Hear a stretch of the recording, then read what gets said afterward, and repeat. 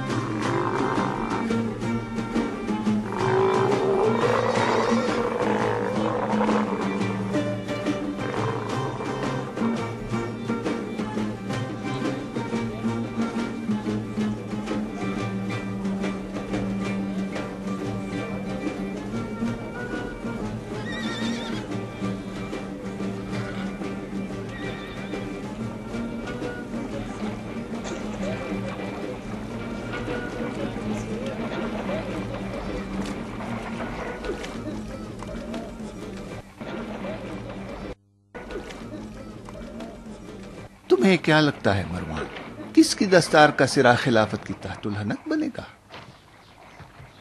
مجھے یقین ہے کہ آل امیہ سے نہیں ہے۔ وہ جانتا ہے۔ عبداللہ،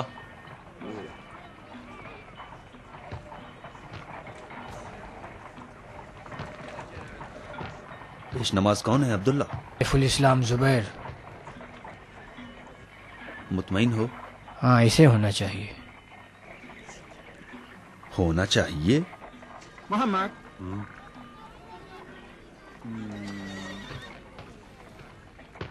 پیش نماز کون ہے؟ ظاہراً طلحہ ہی ہوں گے۔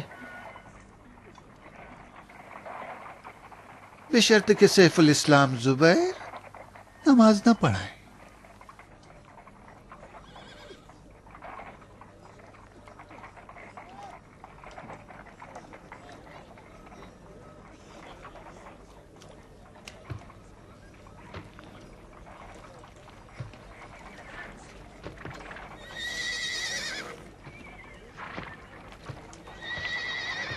عبداللہ،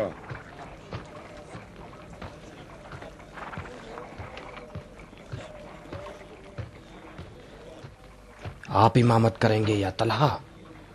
کوئی فرق نہیں۔ جو بھی پہلی نماز کی امامت کرے گا وہی خلیفہ ہوگا۔ نماز کے مصلی پر آپ بیٹھیں گے، نہ کہ طلحہ۔ یہی محراب امامت آئندہ کے خلیفہ کی نشاندہی۔ لوگوں کو خلیفہ چاہیے تاکہ اس کی اقتدا کریں۔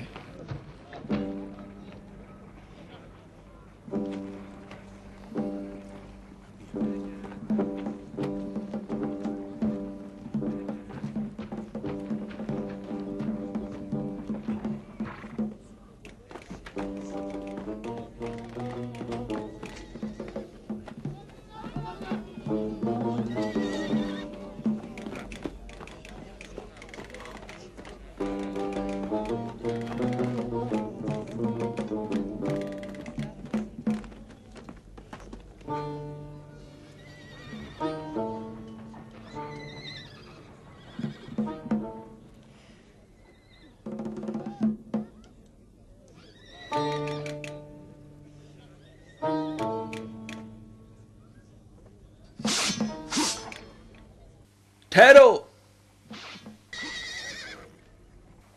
ٹھہر جاؤ. اختلاف کی ضرورت نہیں ہے. ام المومنین عائشہ کا فرمان یہ ہے، نہ طلحہ نہ زبیر، عبداللہ ابن زبیر. لو بھائی ہم تو چلے. کہاں؟ کہیں بھی جہاں یہ لوگ نہ ہوں.